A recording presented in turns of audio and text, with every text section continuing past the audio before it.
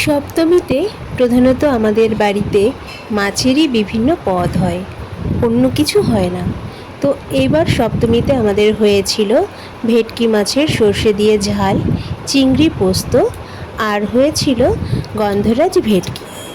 তো আজকে আমি তোমাদের সাথে গন্ধরাজ ভেটকির রেসিপিটি শেয়ার করব, যেটি খেতে কিন্তু ভীষণই সুস্বাদু আর বানাতেও খুব বেশি ঝামেলা নেই।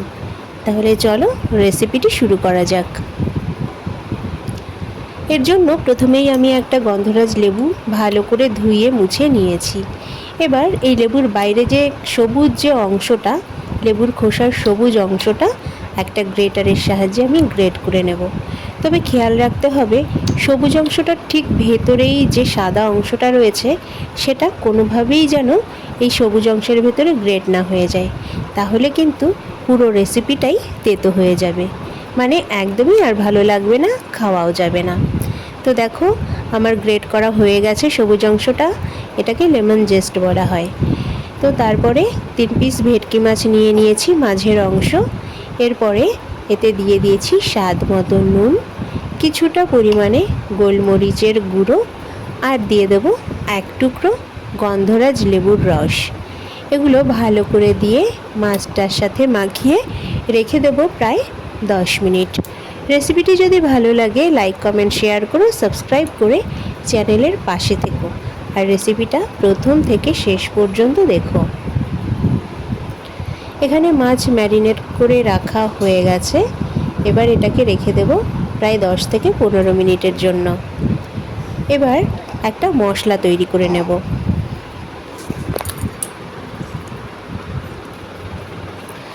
মশলার জন্য এখানে নিয়ে নিয়েছি 3টে কাঁচা লঙ্কা, নিয়ে নিচ্ছি একটা বড় সাইজের পেঁয়াজের টুকরো, আর প্রায় 10-12 কোয়া রসুন, 1 ইঞ্চি আদা। এবার ভালো করে একটা স্মুথ পেস্ট তৈরি করে নেব। এরপর কড়াইতে দিয়ে দিচ্ছি সর্ষের তেল। এই রান্নাটা কিন্তু রিফাইন্ড তেলেও করা যায়, তবে আমার সর্ষের তেল দিয়েই বেশি ভালো লাগে। তো সর্ষের তেলটা গরম হয়ে যাওয়ার পরে মাছের পিসগুলোকে ভেজে নেব।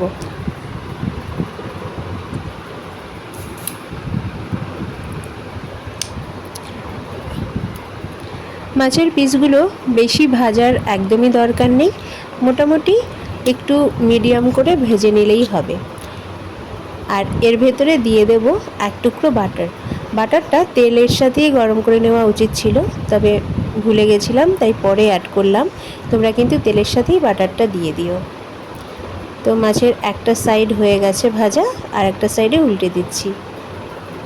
এই রান্নাটাতে কিন্তু কোনো ধরনের হলুদ বা লঙ্কার গুঁড়ো ব্যবহার করব না। মাছ ভেজে নেওয়া হয়ে গেছে, এবার মাছগুলোকে তুলে নিচ্ছি।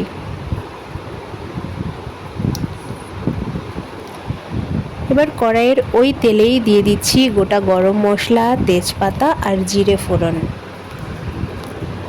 ফোড়নটা ভালোভাবে ভাজা হয়ে গেলে ওর ভেতরে দিয়ে দেব পেস্ট করে রাখা মশলাগুলো, আর মিক্সিটা ধুয়ে জল দিয়ে দেব।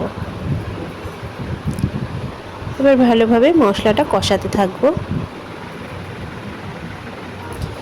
কিছুক্ষণ কষানোর পরে দিয়ে দেব সব গুঁড়ো মশলাগুলো, যেমন স্বাদ মতো নুন দিয়ে দিলাম, দিয়ে দিচ্ছি কিছুটা গোলমরিচের গুঁড়ো, 1 চা চামচ ধনে গুঁড়ো, আর দিয়ে দেব সামান্য জিরে গুঁড়ো। দিয়ে দিচ্ছি গ্রেট করা লেমন জেস্টের কিছুটা অংশ, আর এখানে জিরে গুঁড়ো দিলাম। তারপরে সমস্ত মশলা ভালোভাবে কষিয়ে নেব।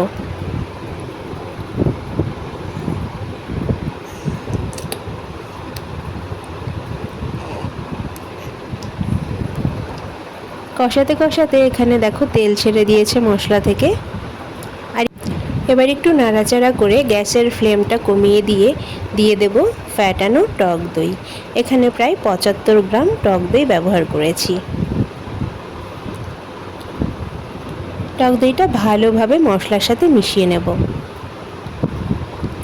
এরপরে দিয়ে দেব সামান্য পরিমাণে জল। জল দিয়ে মশলাটা আরও কিছুক্ষণ কষিয়ে নেব। গ্রেভিটা ফুটে উঠলেই দিয়ে দেব একটা গন্ধরাজ লেবুর পাতা ছিঁড়ে, আর দেব কিছুটা ফ্রেশ ক্রিম, সেটা ভালো করে ফেটিয়ে নিয়ে তারপরে দিয়েছি এখানে।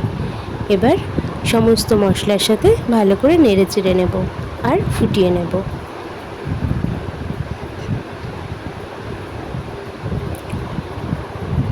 সম্পূর্ণ গ্রেভিটা ভালোভাবে ফুটে গেছে।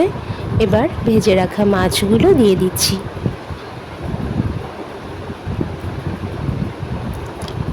মাছগুলো দেবার পর খুব বেশিক্ষণ ফোটানোর কোনো দরকার নেই, গ্রেভিটা একটু কমে নিলেই হয়ে যাবে।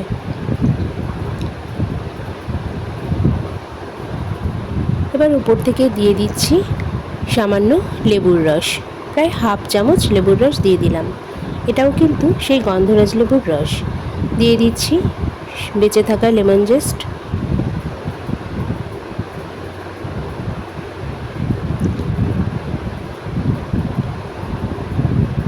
দেখো গ্রেভিটা একদম রেডি হয়ে গেছে, গন্ধরাজ ভেটকি কিন্তু পুরোপুরি তৈরি হয়ে গেছে। এবার নামিয়ে নিয়ে গরম গরম ভাতের সাথে পরিবেশন করলেই হয়ে যাবে।